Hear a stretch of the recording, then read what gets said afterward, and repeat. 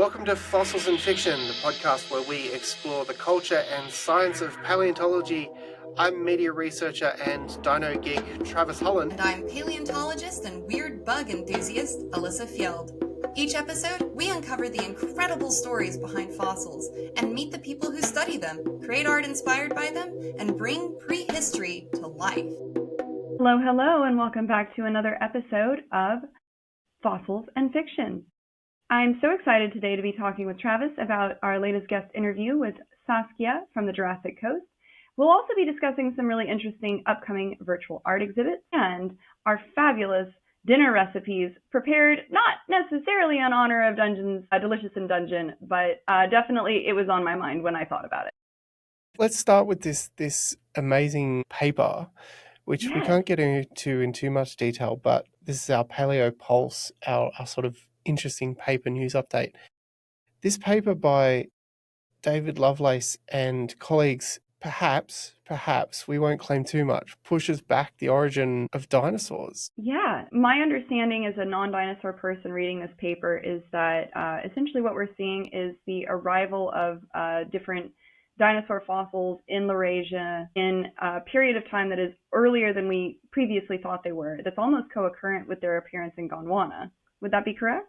Yeah, that's absolutely my understanding. So it says that essentially the thinking until now has been that dinosaurs originated in Gondwana in the southern hemisphere, which is where we are, of course, and then spread up north. But if they're up north in Laurasia before or much closer in time to when they're found in Gondwana, then where did they actually originate and how did the spread occur? So it raises some really interesting questions about the origin and evolution and dispersal of dinosaurs.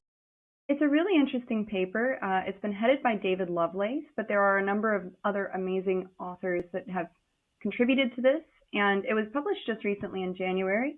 The title of the paper, if you're looking it up yourself, is Rethinking Dinosaur Origins, Oldest Known Equatorial Dinosaur-Bearing Assemblage, Mid to Late, Carnian Popo-Aggie Formation, Wyoming, USA. So Wyoming is one of these states that is just known for producing amazing dinosaur fossils. Looking through the paper itself, I'm seeing that it looks at a cursory glance like there's not a lot of this material might be quite fragmentary, but they're getting really good. The bone femoral histology plates look really, really nice. Yeah, I think the dating is quite precise, is my thinking. And so that's kind of more than the quality of the material recovered. It's the dates that's the important thing. But yeah, it's fragmentary. It's kind of not a slam dunk, but it's interesting and it's really cool. So we'll put it in the show notes, I think, and people can take a read for themselves. But it has been getting a bit of press over the last months. Also a great opportunity for viewers who are dinosaur fans but maybe have not heard of this group before to learn a little bit about a group called Silosauridae, which is, if you look them up, they are like the puppies of the Triassic. They're very cute. I was about to say Jurassic and I caught myself. But this is a really, really cute group of small dinosauriforms that you should definitely Google right now because it will put a smile on your face. Yeah. There's a lot of argument, I think, about whether silosaurs are dinosaurs or not and where they exactly fit. So, and also whether these fossils are silosaurs or not, or whether they're dinosaurs. I didn't mean to step in it. Jeez. Yeah, it's someone will yell at us, no doubt. All right. Well, that's fine. They can yell at me. I don't know any better. I plead ignorance and the fact that when I look them up, they look like cute little puppy dinosaurs. So yeah. But that's really cool. It's really neat to see that work getting done. Absolutely. So, having introduced this paper a little bit, I guess that kind of leads us to another really interesting person who's working with Mesozoic formations. One of the most famous Mesozoic formations that we, I guess, would know, that most people would know today, the Jurassic Coast. The person that you spoke to, Saskia, does work with this wonderful UNESCO World Heritage Site. How was the interview? Yeah, it was great. Saskia is a geologist by training, and so we talked a lot about rocks and fossils and all the good things, the tourism and history of the Jurassic Coast, including Mary Anning, who is, of course, a famous, well, she's a famous paleontologist, but under-recognized in her time.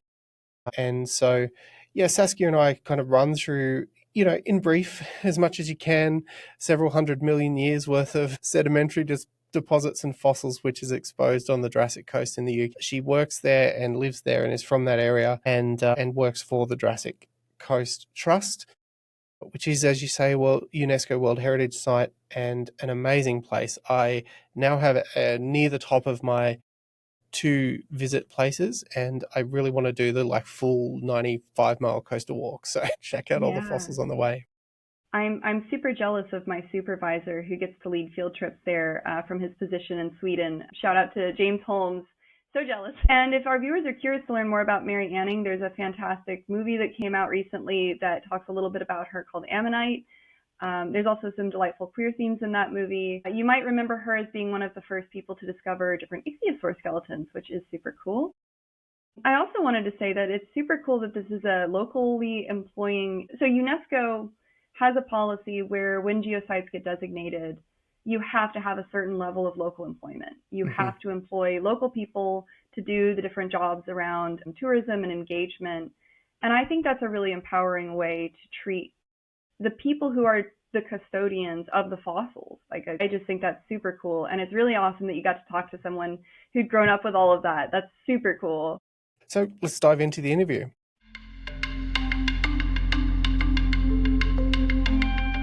My name is Saskia Elliott. Online I go by GeoSassy, and I work for the Jurassic Coast Trust. And you are a geologist by training, as I understand. Yes. What sparked your interest in geology? So I've been quite lucky. So I live in Dorset in the UK, and to anyone who might know, we've got the Jurassic Coast here. So from age 4 or 5, I've been down the coast with my parents, with my mum sort of giving me a hammer and a bucket and going, off you go find some fossils. So it's kind of naturally been something that drew me, but I've got to put my hand up and say I wasn't ever that kid who went, yes, this is what I want to do as a job. I mean, I wanted to be a vet at one point. I wanted to be a marine biologist. This wasn't my sole calling. However, I've always enjoyed science and I've always enjoyed being outside, and it just sort of naturally slotted together.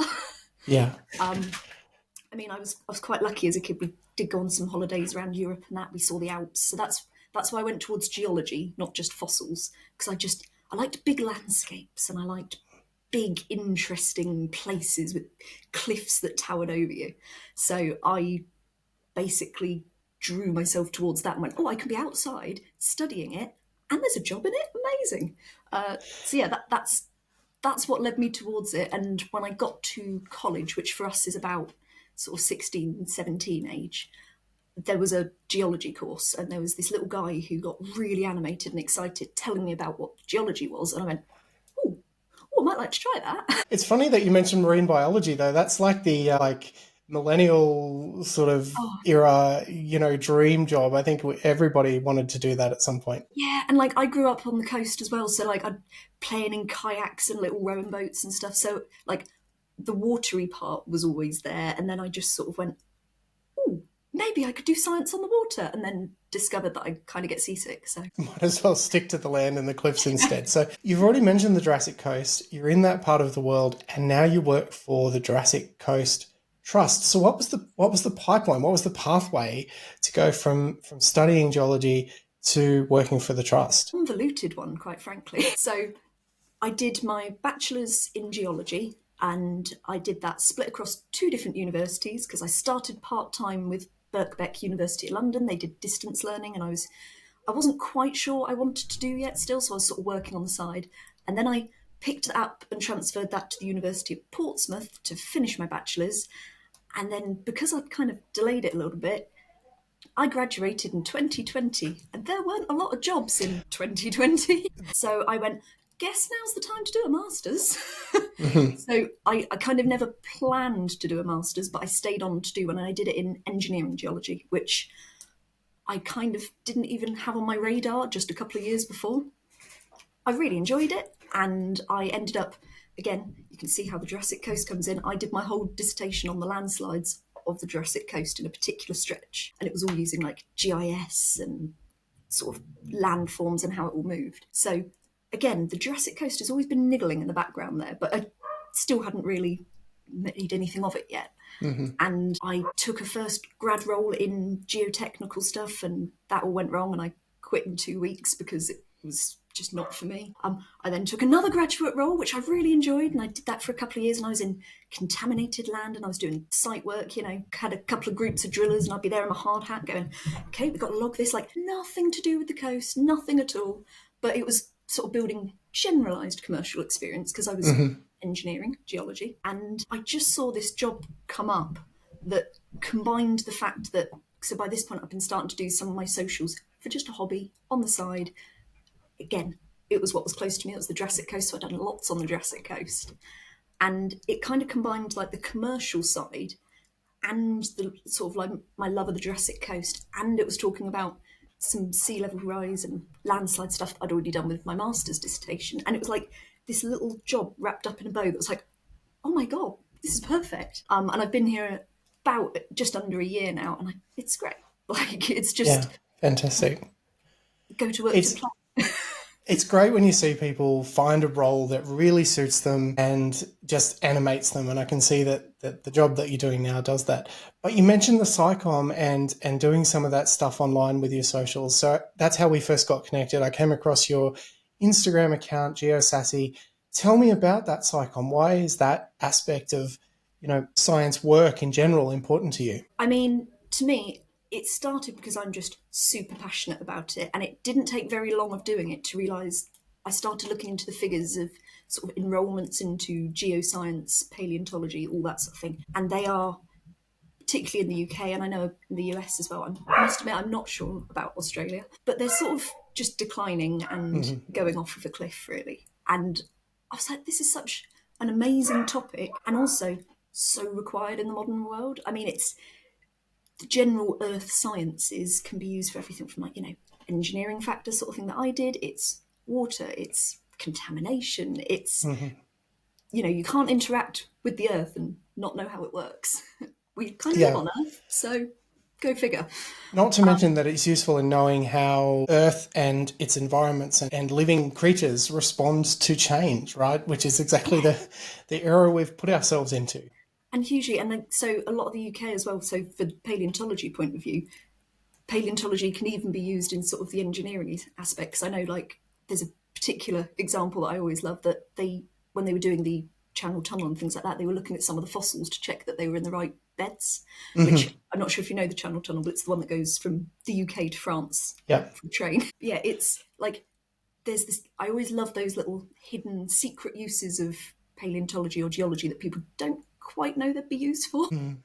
But you're right, that's a really illustrative example, right? That's how people know how old rocks are, is through these index fossils. And so in the case of when you're drilling a tunnel, you need to know what level you're at, what age rocks you're going through to make sure you're at the right depth, and there we have it.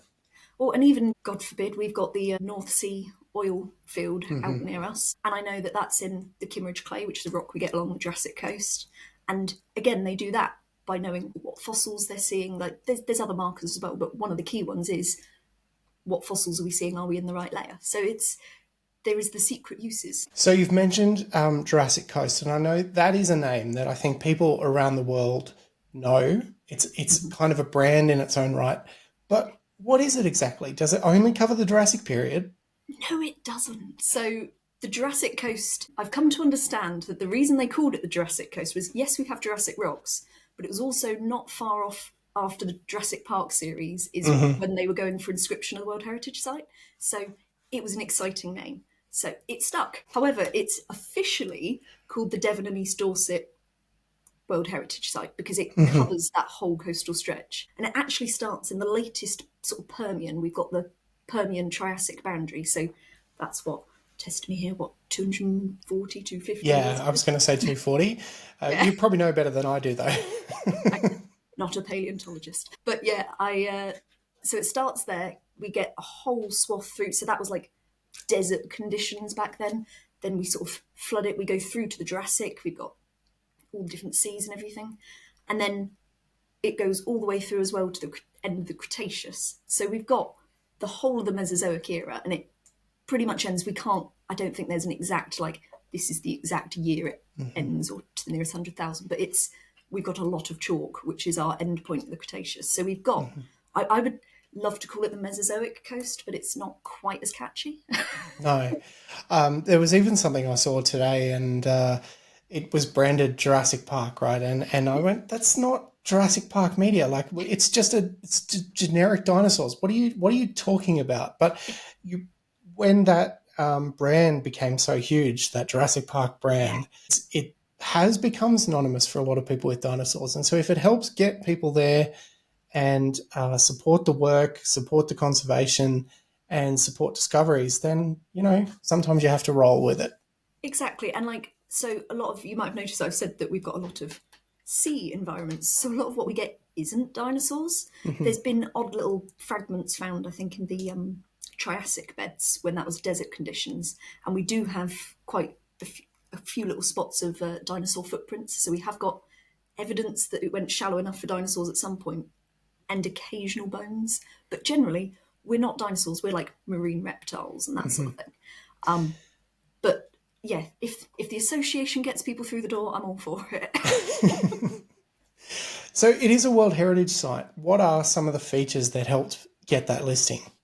So there's 5, basically. It's not just the paleontology. Paleontology is one of them, and that sort of encompasses everything from fish fossils to insects to obviously larger vertebrates as well. But it's also, so the one that my little soft spot for is the geomorphology. So we've got 2 things related to that. One is like the overall processes of the coast, which is, your wave climate, how it all moves as a big scale thing. And then we go down to like the small scale geomorphology, which is like, your landslides. We've got nice chalk stacks, and quite a famous spot is Durdledore, which has got like this big archway that people go and take lots of photos of. So we've got sort of geomorphology side. We've got the history of science. So there's been a lot of study over the years in this area for like different scientists who've used this in papers all the way back as far as Mary Anning times of like the 1800s. And then we've got another one as well, which is related to the stratigraphy and structure, so the actual rock record itself and how it's moved over time. So we have a lot of like alpine related structures. We are a lot of miles away from the Alps, and we've got the remnant effects of that here. So that's one of the features as well. So yeah, it's a right mixing pot of everything. The reason that this spot is picked up and not other spots nearby is we've got this segment through the whole of the coastline. So as all the rocks were deposited, they then were all tilted eastwards, just gently over time. So it means that as you go from one end to the other, which is 95 miles long, it's not a short stretch, but not a day walk. No. Do you know what though? People have done it. There's like treks that they do that you start one end and go to the other end. I salute them. I have not done it. But so if you start in the furthest west point, you're at this late Permian Triassic stuff, and generally, minus a few weird structural things, as you walk, you slowly walk through every single bit of that time scale. So it's really good for like international studies. People come along and go, if I can find this fossil here, and they use it as the index fossils, which is quite useful instead of it all being chopped and changed around. Like when they first started discovering stuff, it was just as curiosities. They didn't really, I think most of the stuff I've read, people thought that it was just like old beasts that had died that were just washed in from somewhere else. So when they'd find these big ichthyosaurs or even like the little ammonites, they'd just be like, oh yeah, well, we don't see them around here, but they just washed up from somewhere, I'm sure. Like they didn't, like they knew they weren't from here, and they knew that they were in rock, but I don't think they really had the concept of how old stuff was. But it was quite an instrumental site in starting to pull that apart. So some of that scientific history has really been remarkable. And you already mentioned Mary Anning, although she was under-recognised, if not unrecognised, for her contributions. But could you tell us a little bit about those? Yeah, I mean, so just a personal note, I always find this bizarre because growing up locally, I didn't realise how internationally recognised she was. I just assumed she was like a bit of a local hero, and it was really only since I started doing social media and I saw people from the USA posting about Mary Anning, I was like, oh, you know who she is? And it just never twigged to me that she was so internationally recognised, which was a brilliant moment, let me just say. She didn't start off as like a fantastic scientist. It was fossil finds were able to be sold to people who were coming down on holiday as the going to get some sea air. And she was based in Lyme Regis with her family, just trying to make ends meet.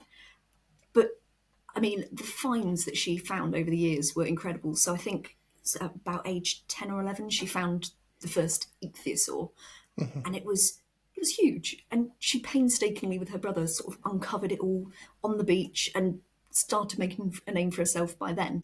And she just found find after find. I think one of the ones that I always love is she found the belemnites, which are like the little ancient squid things that look like a bullet. She sussed that the ink sacs from those, they used to grind them up and then remake ink from them, which is just, so then if she was like annotating stuff, she was making it from the fossilized squid ink that's been remade. It was Wow. really cool. Yeah, that's a really cool little tidbit. Yeah. So a lot of what she did, she would find the fossil, make sketches of it, and then sell it on. So there's loads of like letters and sketches. So she did get quite a name for herself in the scientific community, but wasn't necessarily as credited for it at the time, because the main body that looked after geology and paleontology in the UK was the Geological Society of London.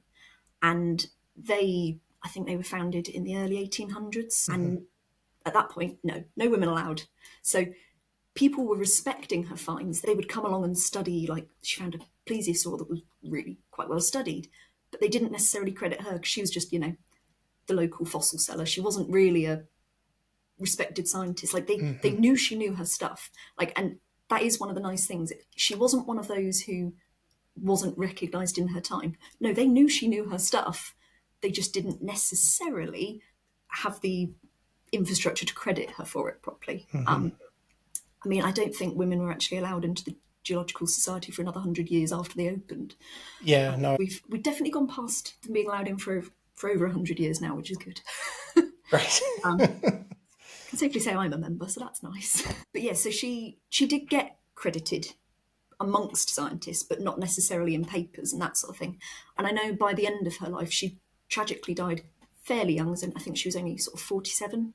Breast cancer, unfortunately, just, really run-of-the-mill. But her finds were, as you know, they could be cyclic with landslides and stuff, so they were drying up towards the end. And I know the scientific community tried to help support her with little grants and stuff, but she was never rich off of it, and she was never hugely sort of recognised in the wider community. But she was recognised, and she did make a living off of it somehow. So it's a positive story that she was at least known for it when she was alive. And even for that international recognition that she receives now, still a local hero. And it's important to have those recognisable figures in local communities to inspire people, I think. Yeah, and so I know a couple of years ago there was the Mary Anning Rocks campaign, and they campaigned to get this statue built on the front of Lyme Regis as if it's an incredible statue, it's beautiful work. And she's just striding out. She's got like little ammonites on the floor around her, a little dog at her feet, and she's striding out as if she's about to go fossil hunting.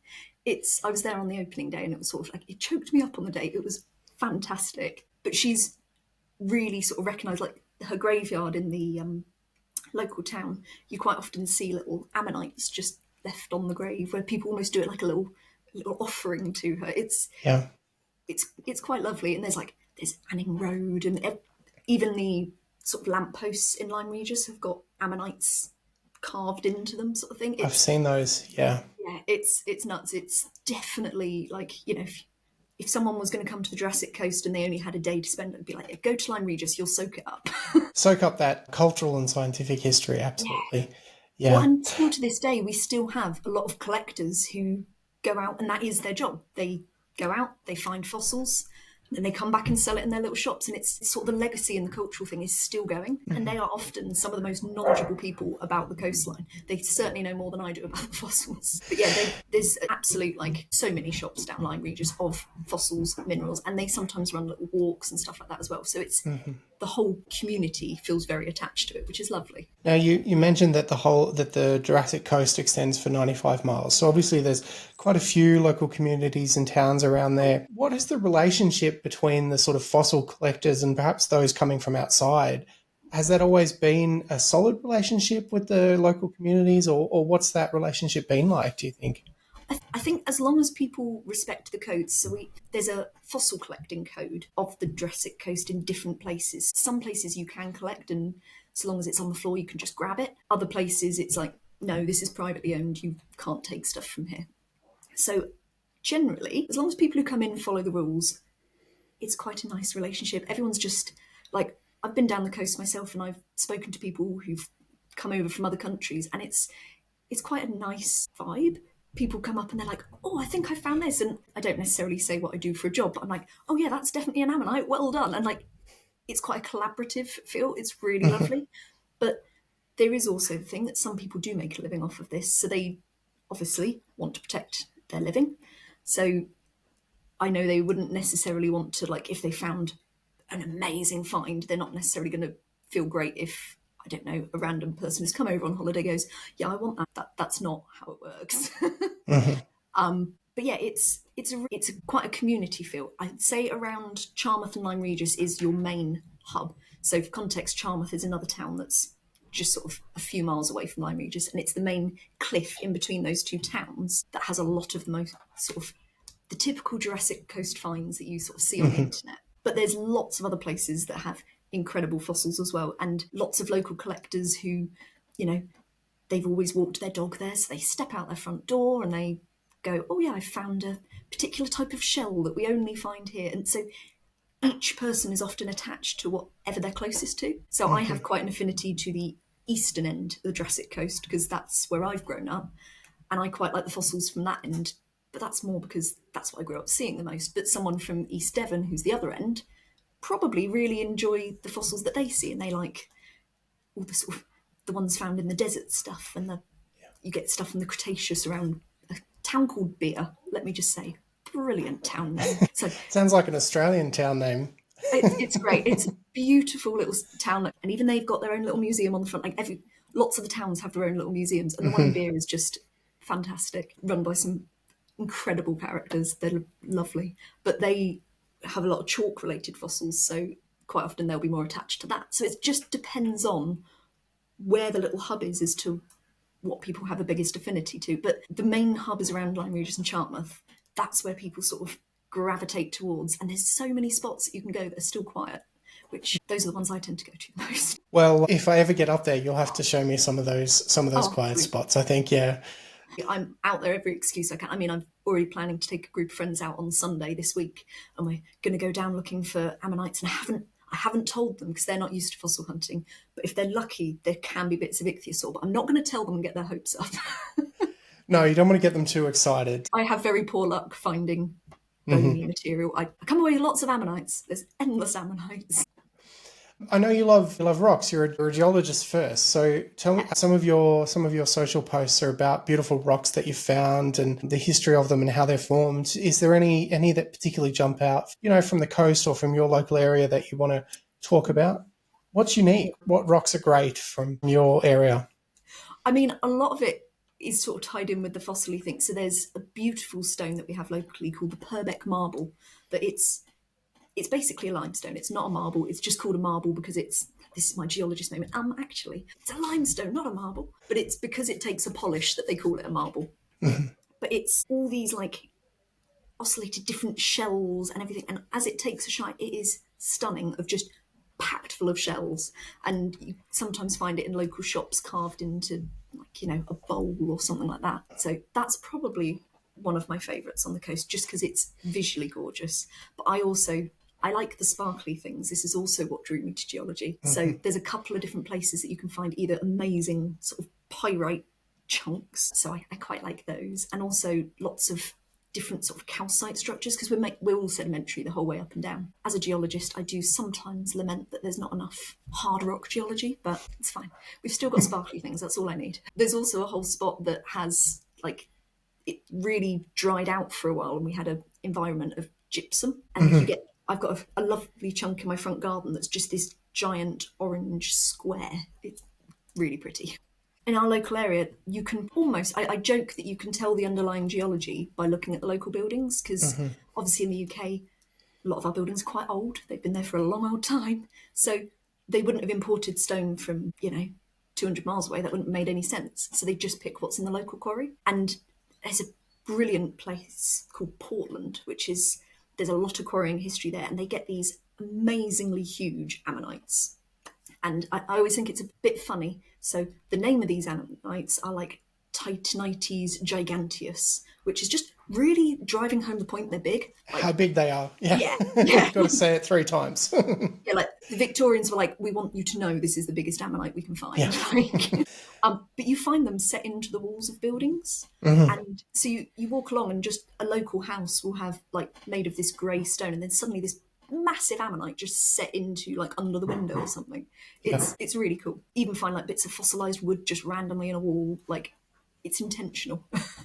Yeah, and it's important to, as you build and as you plan things, to make it represent the place that it is, to make it live within the landscape, I think. So what are some of the challenges of protecting the Jurassic Coast as a heritage site? Because obviously it's actively eroding, right? It's a coastline.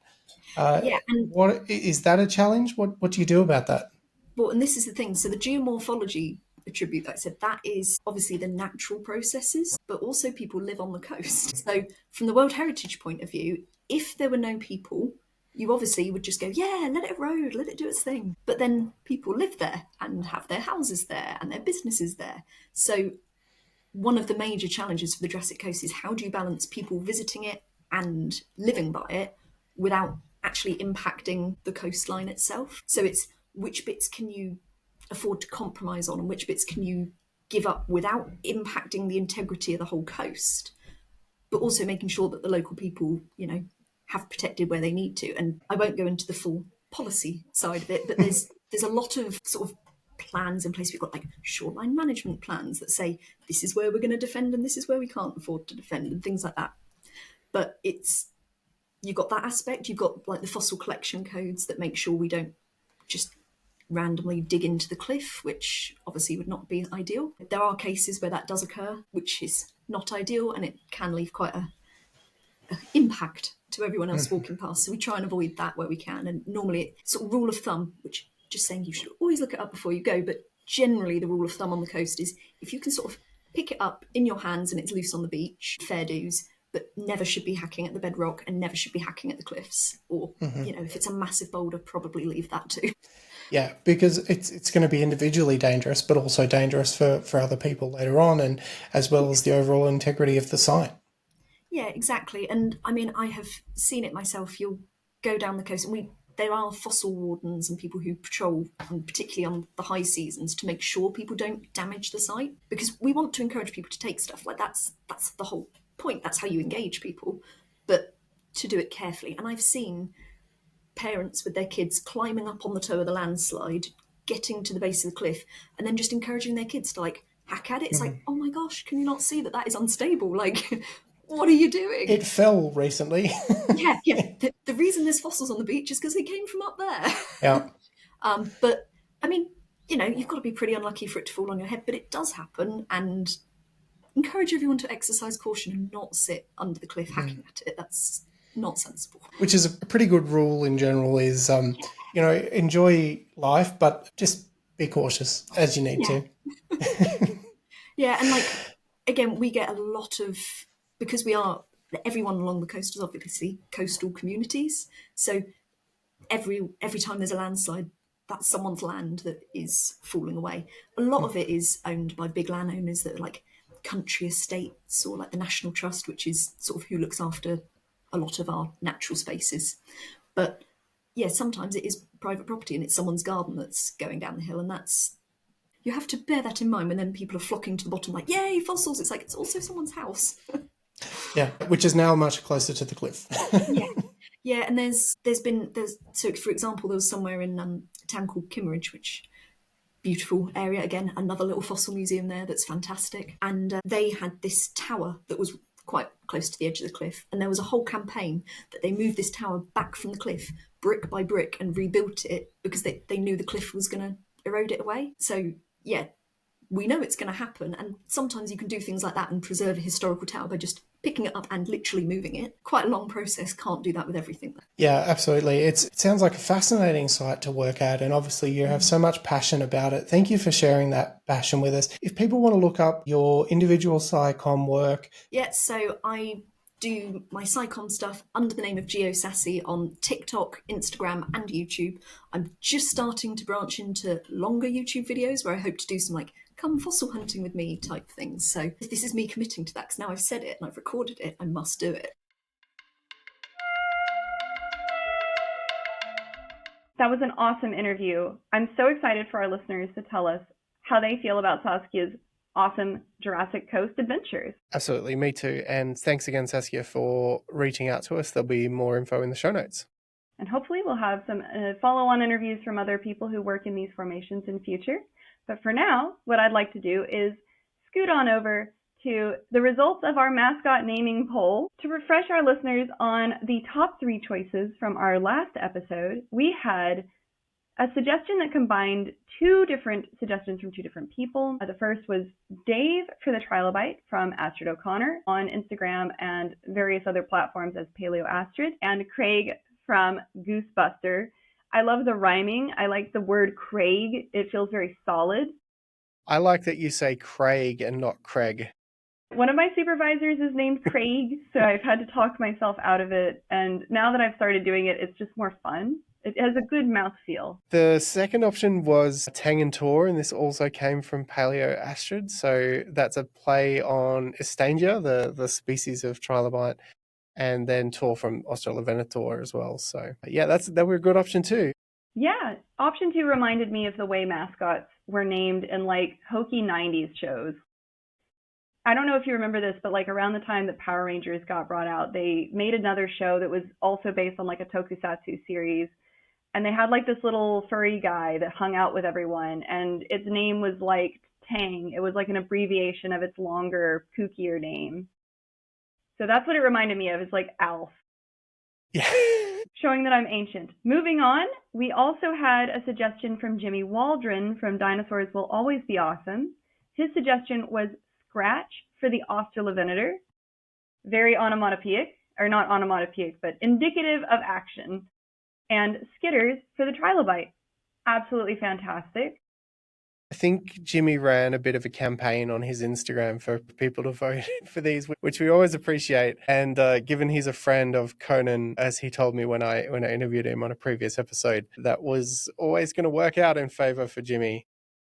I mean, he was crowdsourcing, and then we crowdsourced, and he was part of our crowdsourcing. So we've crowdsourced twice, which is quite a feat. Right. So the winner is...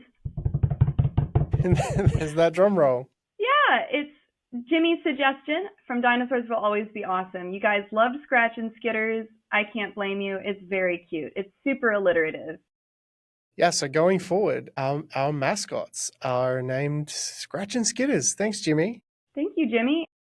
Just as a little bit of no hard feelings to the runners-up, I've decided to name these 2 fabulous stuffed toys behind me based on the suggestions we got. Everybody, this Metabotosaurus is going to be Craig, and the T-Rex is going to be Dave. There we go. Okay. There we go. We have a Craig and Dave in any case. So Goosebusters come through, and palaeoart's also got one in, or Astrid O'Connor. So yeah, and thanks to everyone who voted and engaged, and that was really fun, and we're really happy to have named those fantastic creatures that were designed by Zev Landis for us. Yes. Huge shout out to Zev for doing that work. He really brought not just the mascots to life, but a little piece of the podcast. He's very sweet. And I will be talking to Zev shortly on my field visit coming up next week. Well, it'll be the week that this releases, but time is amiss. Which we will come back to in a future episode, and we're going to get all the goss, but it's Dinosaur Dreaming, which a bunch of people might have already heard of. If you want to look it up in the meantime, feel free, but you'll give us all the goss in a future episode, I'm sure. Absolutely. We've got a couple of other podcasters coming, so you'll be hearing about it from all sides. They're going to be really more cool. talking than dinosaur digging, I think. I'm not going to say that's usually the case, but I've heard some fantastic tales told around a campfire at this dig. So for now, what I would like to do, speaking of current events, I don't know if you are an anime fan. Somewhat. You can judge by the everything about me that I am. I love the show Delicious in Dungeon. It's also known as Dungeon Meshi. The title is a play on D&D. It's an anime released by Trigger Studio. It's all about a dungeon ecosystem where the party eats monsters to save money and build their strength. Right. I've never seen a manticore look more delicious, and it inspired me to do something unhinged, which is to prepare for you a feast of different beasts through time. And I would like you to tell me, out of this 4-course meal, which one you think would be the most delicious. Okay. And whether these recipes could be improved on. Can I touch on your turn of phrase there? Please tell me that you came up with that on the spot. A feast of beasts through time. A little bit. I'm also not going to lie and say that I'm thinking about the Feast of 1,000 Beasts from Futurama. We love our intertextual references here.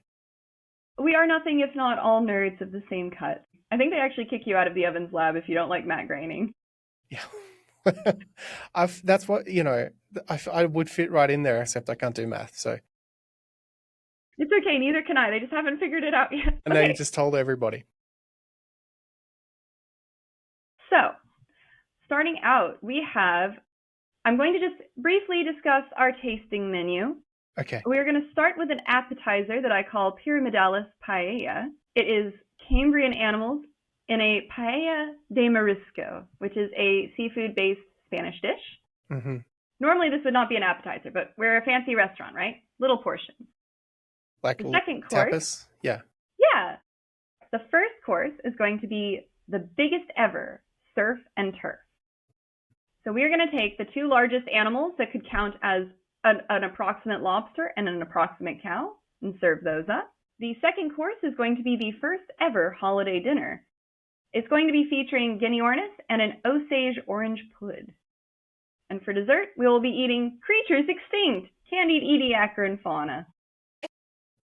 So traditionally, as you may know, a paella contains so many ingredients, and most of them are not things that we could make from things that were alive during the Cambrian. There's no olive oil, there's no roasted red peppers. However, I think we can substitute in quite a lot of things to get this pretty close, right? So instead of your Spanish rice that's kind of crisped up, I think you would have the little moss animals. You'd have the little bryozoans. Today you can find bryozoans and other moss animals in freshwater ponds. I discourage you from looking up images of them while this episode is going. The modern ones are a little softer than the ones that I'm imagining for this. So the bryozoans that we have in the Cambrian, that's a recent finding. We're really excited about them. You could dice those up. That'd be like a nice rice substitute.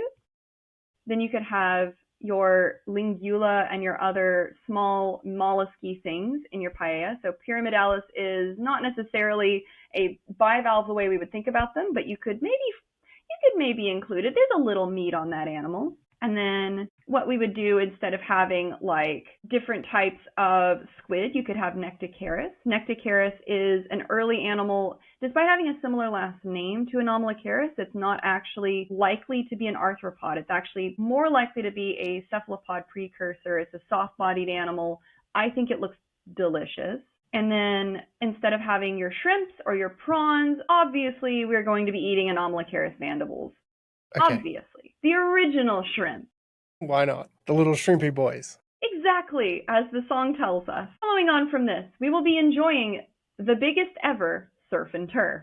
Okay. Traditionally, the surf component of a surf and turf... I'm going to interrupt you before you keep going. I think what we need to do is put out a Kickstarter campaign to turn this into a recipe book. Yeah, absolutely. I think that would be great. Let's if do that. Delicious in Dungeon can have a recipe book, I can have a recipe book. We can have an extinct animal recipe book.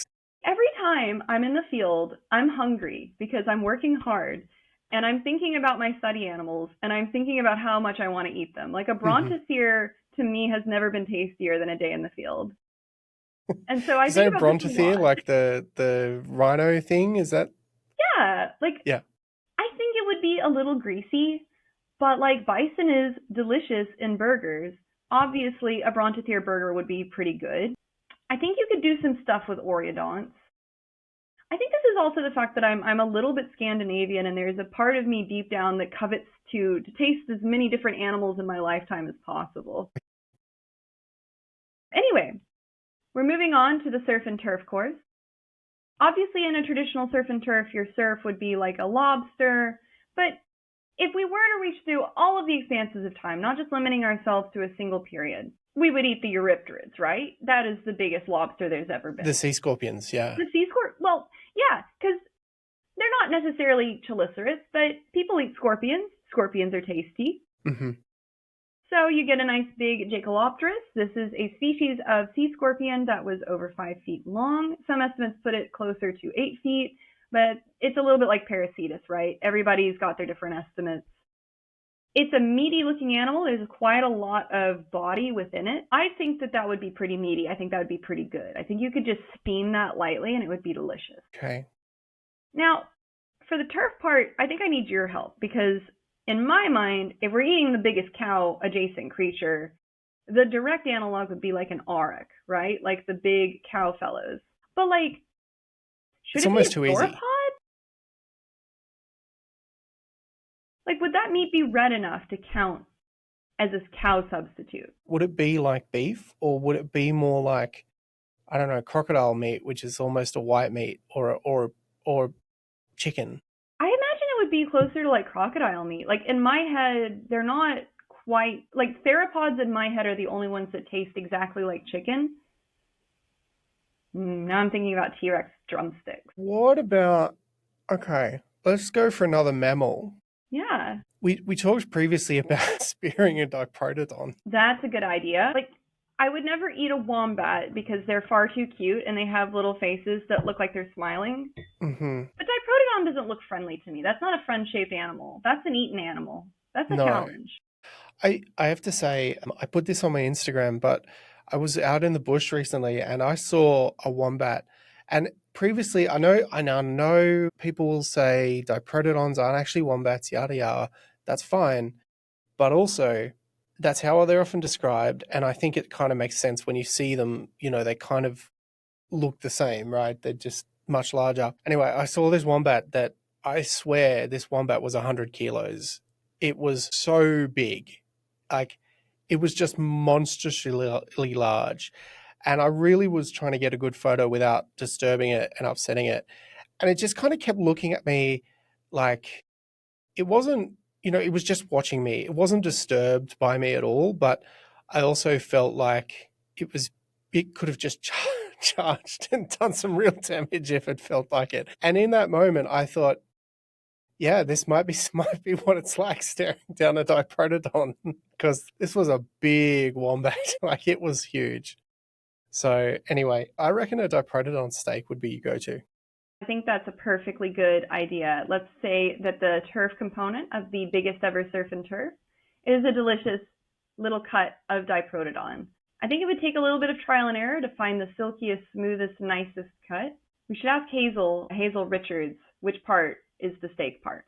Okay. But moving on from that, we're going to have our first ever holiday dinner. I had this in mind because one of our upcoming interviewees talks about Guineornis, which is a large, extinct group of megafauna. So they are often called the giga goose. They are like ratites. They're a large bird that is goose adjacent in its appearance, and I think it would be absolutely delicious. Big delicious goose monster is what I've written in my notes. They also make eggs. So if we are trying to keep other dishes kind of limited to what would have been available during the time period, right? Guineornis, we're talking about a period that is quite a bit earlier than now, but old enough that we have different things like eggs, we have early tubers and different types of land plants that we as people today enjoy. And one of the key ingredients that I'd like to highlight that I believe would have been co-occurrent with Guineornis that would be, again, I think delicious, would be Osage oranges or crab apples and magnolia. So you could use the magnolia petals from these early blooming trees as kind of like, I don't know if you can actually eat them, but they smell amazing. You could put them on top of this pudding. Osage oranges or crab apples are actually a really fascinating fruit. There's so much to say about them. I encourage you to look them up, but they're not actually apples at all. They're like their own category of fruit, and they've played a really important role in the evolution of different animal groups. So this dinner is more like, this part of the dinner, it's educational, but it also does contain a delicious giant goose and Christmas pud, which you can never have too much pud. The final course is called, not bugs alive, but just creatures alive. So this is like when I become an old professor and I go slightly off the deep end, this is like going to be my white whale. I'm convinced you can eat the Ediacaran animals. Scott Evans says that they were flexible, they were full of collagen. All of the material assessments he's done on breaking and tearing to me suggest this was an elastic animal with a gummy treat composition, especially when we look at Dickinsonia costata.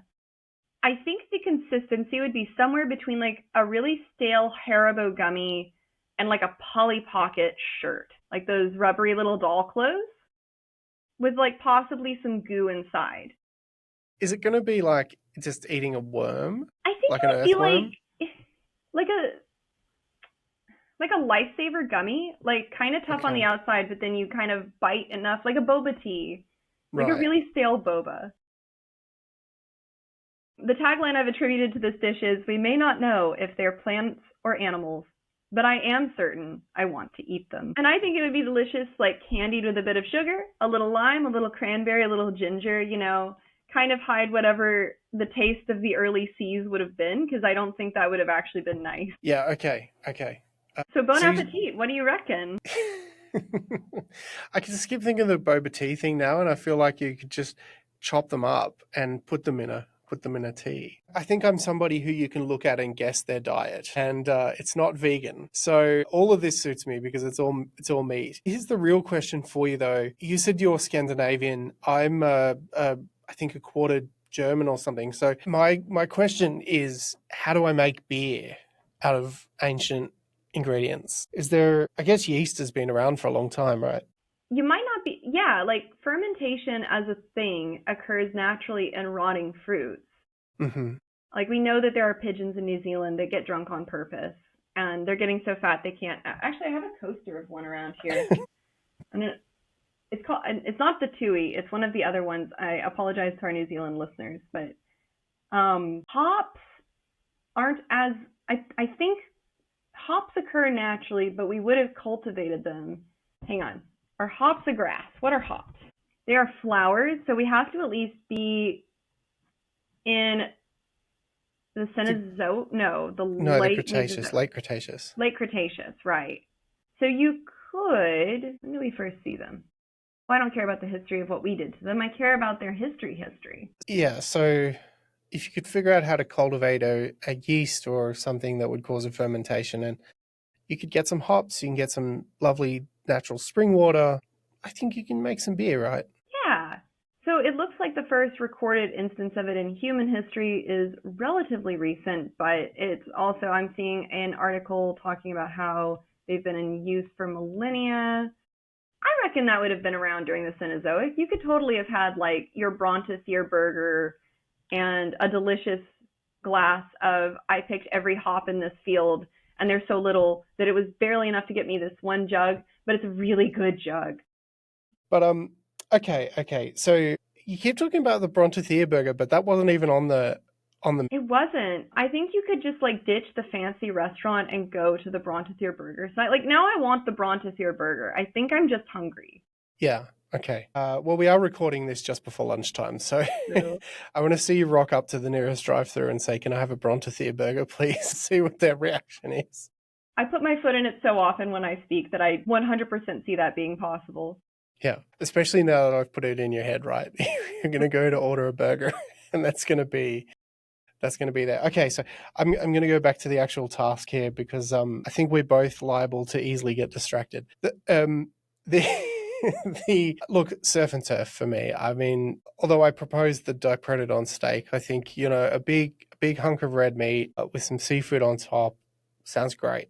It just kind of, it feels like you've conquered a real opponent eating a giant animal. I 100% get why our ancestors did that. So yeah, great, awesome. Surf and turf is the winner. Sounds great. I'm not even going to say there were sides for that because no way would you have room. No. It's like one of those eating competitions, so it's like a 3-kilo steak or something. Great. Awesome. Thank you for participating in my, thank you for indulging my delusions, let's say. That's one way to to look at it. Yeah. And then one other thing that I wanted to point out just before we wrap this episode up is a quick shout out to a virtual paleoart gallery that is being organized by our friend Karen Zanetti. It's K_Zanti on Instagram.